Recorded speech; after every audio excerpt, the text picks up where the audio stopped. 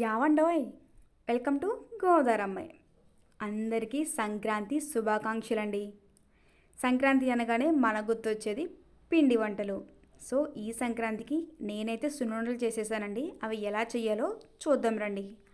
ఇలా మందపాటి కడాయి ఒకటి పెట్టేసుకొని దాంట్లో మినుములన్నీ వేసేయాలి. వేసేసాక బాగా బ్రౌన్ కలర్ వచ్చేంత వరకు అవి తిప్పుతూ ఉండాలండి. ఇలా చేసేటప్పుడు ఒక పర్సన్ ఖచ్చితంగా పక్కనే ఉండాలి. ఎందుకంటే ఒక్క సెకండ్ మనం పక్కకు తిప్పినా కూడా ఆ మినుములన్నీ మాడిపోయి అంతా ఓం ఫట్ అయిపోతాయి అన్నమాట. అందుకని ఒక పర్సన్ అక్కడే ఉండి ఖచ్చితంగా చూసుకుంటూ బ్రౌన్ కలర్ వచ్చేంత వరకు తిప్పుతూ ఉండాలి.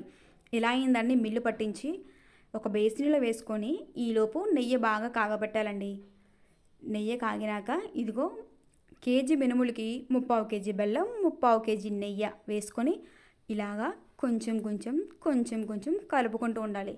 ఇక్కడ ఇంత జాగ్రత్తగా ఎందుకు కలుపుతున్నామో తెలుసా? నెయ్యి కొంచెం ఎక్కువైనా కూడా ముఖం మొత్తేస్తుంది. సో స్వీట్ అనేది ఎక్కువ తినబుద్ది కాదు. దాంట్లోకి బెల్లం ఎక్కువ వేస్తే అసలు తినబుద్ది కాదు. అందుకని బెల్లం క్వాంటిటీ, నెయ్యి క్వాంటిటీ చూసుకొని వేసుకోవాలండి. ఇలా వేసిన దాన్ని బాగా చల్లారాక మనం అంతా కూడా చిన్న చిన్నగా ఉండలు చుట్టుకొని ఇలా బౌల్లో సర్వ్ చేసేసుకోవచ్చు.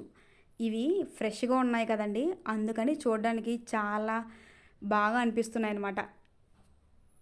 చూస్తూ ఉంటేనే నోరు ఊరిపోతున్నాయండి. ఇవన్నీ ఫ్రెష్గా నెయ్యి తగులుతూ స్మెల్తో చాలా సాఫ్ట్గా చాలా బాగుందండి ఇవి. ఇలాంటి రెసిపీ మీరు కూడా ట్రై చేసి ఎలా ఉన్నాయో చెప్పండి. Thank you.